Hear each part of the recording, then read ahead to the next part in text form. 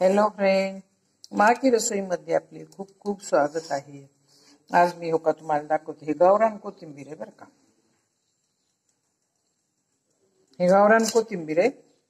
आता ह्याच्या हो का काड्या मी ह्या काड्या काय करायला आता मिक्सर मधून काढून ह्याची पेस्ट करायला.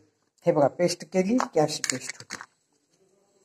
भाजीमध्ये इतकी टेस्टी लागते ना. गावरान कोथिंबीरच्या काड्या कधी पण फेकून देऊ नका बरं का. हे खूप पौष्टिक असतात. बिना खताची कोथिंबीर ही. हे अद्रक आहे. 8 ते 9 इंच अद्रक टाकली. हे अर्धे अर्धे आहेत दोन्ही पण. आणि 5 कांदे लसणाचे टाकलेत. गावरान आहेत म्हणून मी सोललं नाही बरं का. नाही सोललं तरी सुद्धा हो का पेस्टमध्ये एक सुद्धा सालपट दिसत नाही. हे अगोदर करून ठेवलेली आहे. मी आज घेतली होती कोथिंबीर म्हणून मी पेस्ट करायले. आता ह्याला थोडं थोडं घालून मिक्सरमधून मी दळून घेते. तुम्हाला पाहिजे असेल तर जास्त दिवस टिकवायची असेल तर त्याच्यामध्ये तुम्ही मीठ टाकून सगळं मिक्स करून मीठ टाकून भरून ठेवा. पण मीठ टाकल्यानंतर तुम्हाला जर आठवण नाही राहिली तर भाजी खरट होऊन जाईल.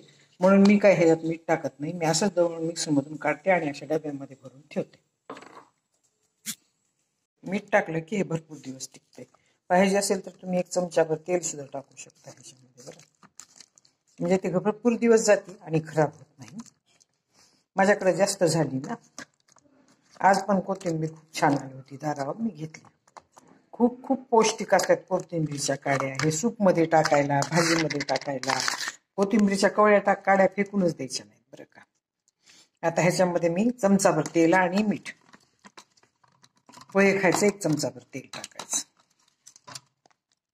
आणि फ्रीजमध्ये ठेवायची बरं, बाहेर ठेवायची नाही. बाहेर ठेवली की खराब होऊन जाते ती. फ्रीजमध्ये ठेवायची.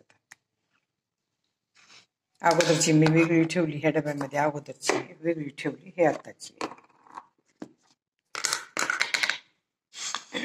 महागाईचा जमाना आहे. हे टाकून द्यायचं नाही. कोथिंबीरची काडी खूप खूप पौष्टिक असते. सूपमध्ये तर इतकी छान लागते ना ती.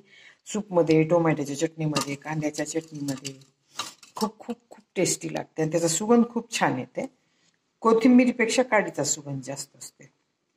तुम्हाला जर माझी ही कोथिंबीर आणि लसणापासून केलेली पेस्ट आवडली असेल तर सबस्क्राईब करा, लाईक करा, बेल आयकॉन क्लिक करून कमेंटमध्ये मला सांगा की तुम्हाला माझी ही पद्धत कशी वाटली. धन्यवाद.